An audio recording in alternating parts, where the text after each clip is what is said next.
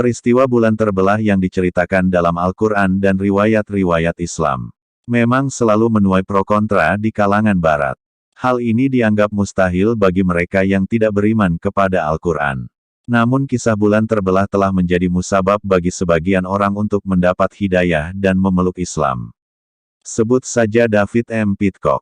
Pria Yahudi berkebangsaan Inggris ini, akhirnya memeluk Islam setelah membaca sepenggal ayat dalam surah Al-Qamar.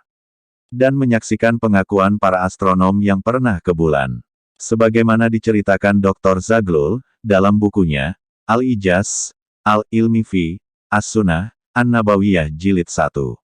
Ia menceritakan tentang pengakuan Pidcock dalam sebuah ceramahnya beberapa tahun silam di Fakultas Kedokteran Universitas Cardiff di Wales, Inggris Barat. Telah dekat datangnya saat itu dan telah terbelah bulan, Quran Surat Al-Qamar ayat 1.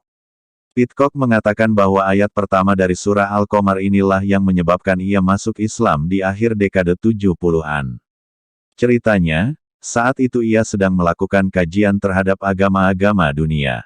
Salah satu teman muslimnya menghadiahinya Al-Quran dan terjemahannya untuk dipelajarinya.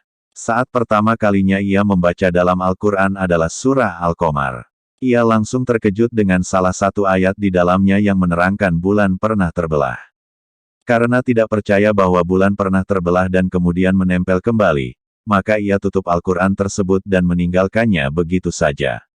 Beberapa tahun kemudian, tanpa disengaja ia melihat sebuah acara di BBC tentang perjalanan luar angkasa.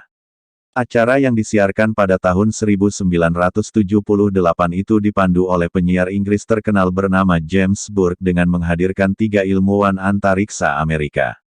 Dalam wawancara tersebut, dibahas perjalanan ruang angkasa yang menemukan satu fakta penting bagi mereka. Fakta tersebut adalah bahwa sesungguhnya bulan dahulu pernah terbelah kemudian melekat lagi, dan bekas-bekas yang membuktikan cerita ini masih terlihat di permukaan bulan dan membentang hingga kedalamannya. Begitu mendengar penuturan ini, Pidcock lalu tersentak kaget dan teringat akan surah Al-Qamar yang ia pernah baca. Kemudian ia pun masuk Islam.